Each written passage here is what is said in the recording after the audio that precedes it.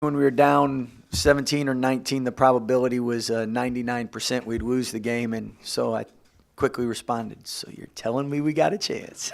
So the old Dumb and Dumber came through, and anyway, I really credit the guys for persevering, fighting, and I thought first half they did a great job frustrating us, made a lot of shots, controlled the tempo, and with King coming back and trying to figure out without playing any 5-on-5 full court, trying to get a rotation was tough for him, team, and he did a great job leading the guys verbally. But I think going forward, we'll get some more practice days with everybody being healthy and find a way to get Makai some reps in practice a couple days before the game, and I think that'll really help get us back to where we were more a set unit. But really credit to Bandu, Jared, Rio, Mark, and Freddie for getting us on a run and finishing it off, and everyone in the huddles being locked in and encouraging them.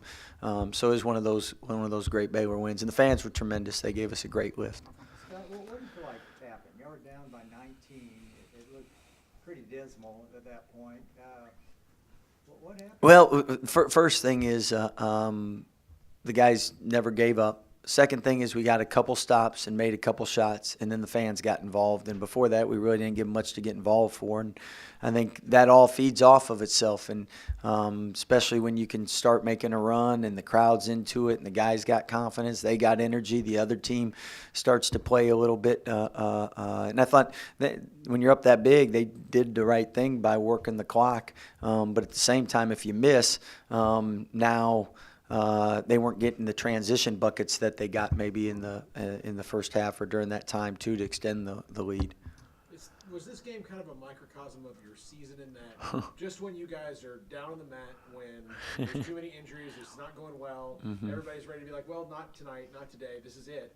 You guys pop back up and do something. Well, that's a good way to state it, because most teams, to be honest, this time of year when you're in these situations, you're not going to have the energy to come back and win. And credit, it takes a team, and that's why we've been good all year. Different people have stepped up, and I think because the team likes one another, they encourage each other, and it's easier to.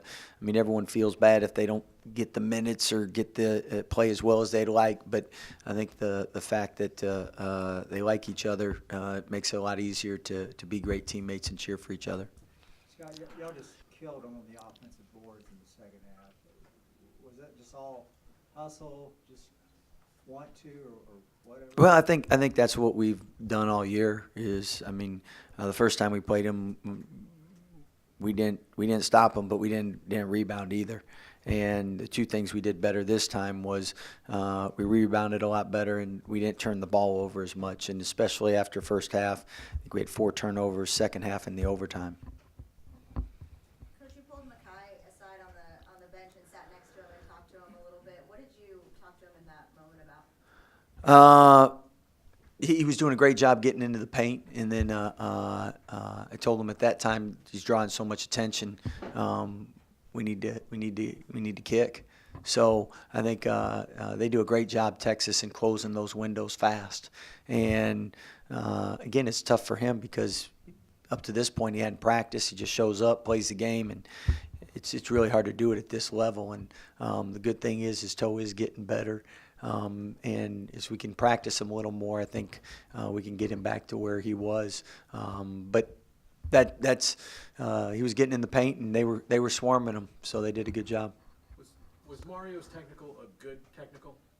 Not good, but it probably seemed to fire him up. That moment down there where everybody got fired up and they traded technical. I don't know if technicals are ever good. We ended up going down 19, so I don't know if it really helped. If we'd have come back right after that, then I'd have said maybe you need to get one earlier. Scott, I don't know if this was asked, but when you guys went to the zone and they slowed it down, that's where they've struggled. And I wonder, did you feel like, even when you were down, still down double digits, you feel like, man, this is what we want? Well, that's the million-dollar coaching question. Is you got the big lead. If you play fast, well, now you give the other team a chance to get back in it.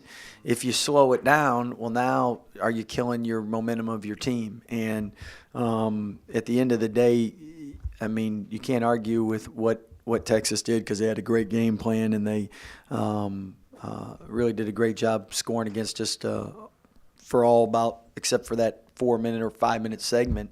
And I think that's the flip side of it. So it's like blitzing or not. You blitz, you get the quarterback, sack them. It's a great call.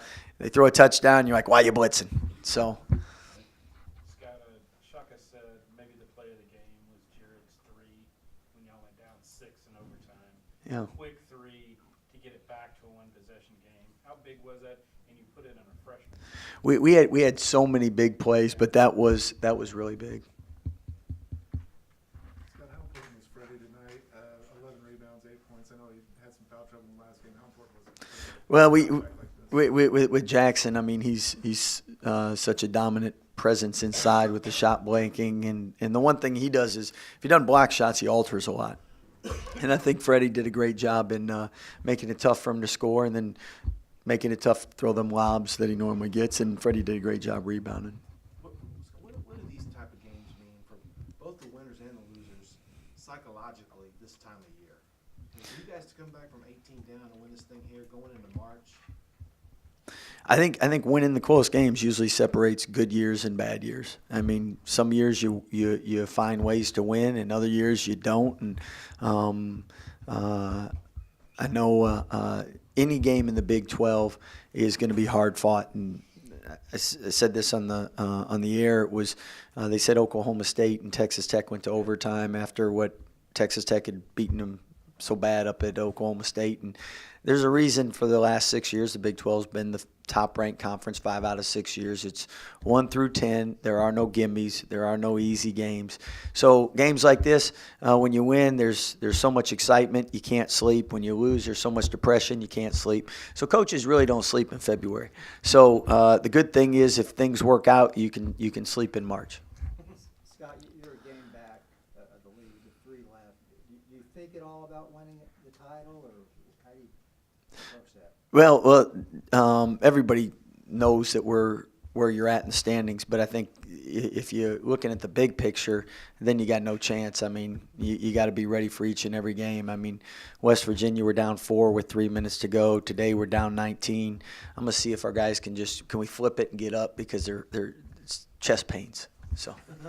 Mario, everybody said that Mario asked.